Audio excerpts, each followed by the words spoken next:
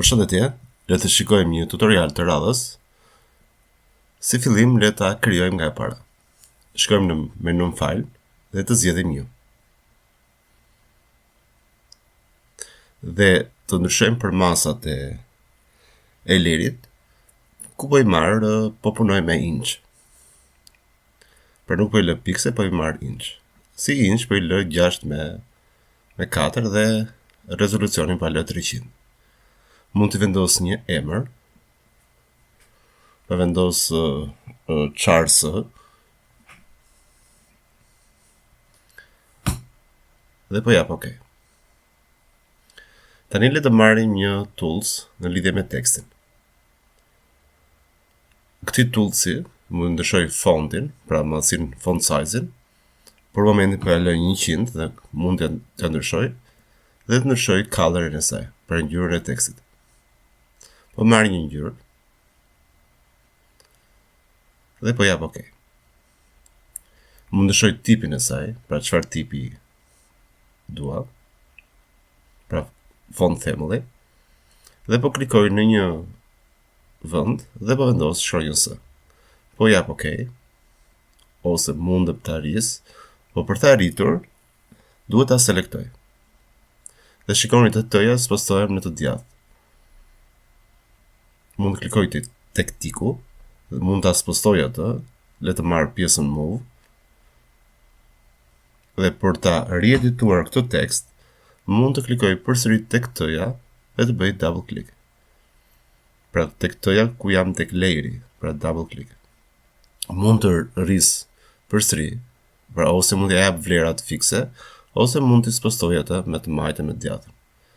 Shikoj që spostohem me të djathtë, e spostoj atë dhe po lë këto për masa. Tani do më duhet që të vendos një tekst brenda saj. Le të shkojmë te pjesa e text toolsit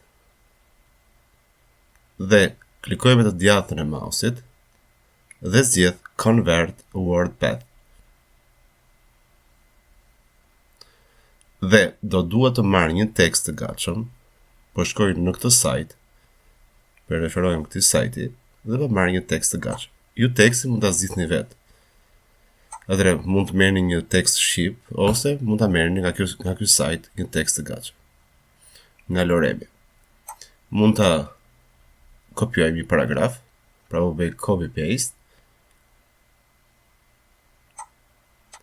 Dhe mund të bëj paste tek destinacioni që po pret për të bërë. Por për të bërë paste do duhet të ndryshoj size-et e saj. Mos ja lër aq mos i të mëdha, po vlerja shumë minimale, për shembull, vlerja 6 piksel. Madhësinë e shkrimit. Po lë 6, po jap enter, shikoni që largohet pjesa e konturës, sepse u krijua një layer tjetër. Atëherë, le të bëjmë paste, por përpara se të bëjmë paste, mund të shkojmë në pjesën window,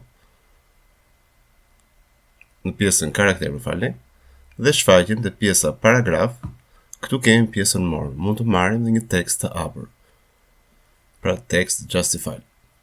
Mund të bëjmë paste dhe për ta mbushur sipërfaqen, mund të bëjmë disa herë paste.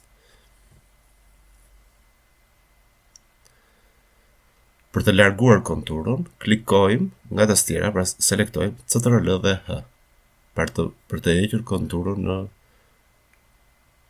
që ndodhet rreth e përqark tekstit. Pra shtypim CTRL dhe H. Pasi largohet, po të shikoni në krahun e majt, ndodhet një S e vogël. Në këtë S e vogël mund edhe ta fshim. Pra çfarë? Thjesht këtë layer e dytë mund ta hedhim në kosh.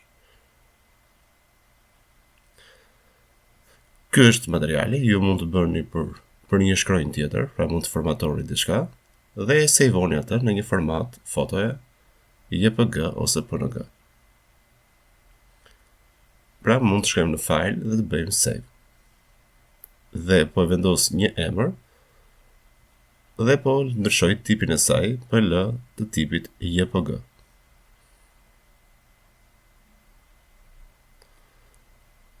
Ju mund të bëni dhe ndryshe, pra mund ta lini pa background, pra në mënyrë transparent dhe mund ta sejvoni në formatin PNG. Faleminderit, shihemi në video të radhës.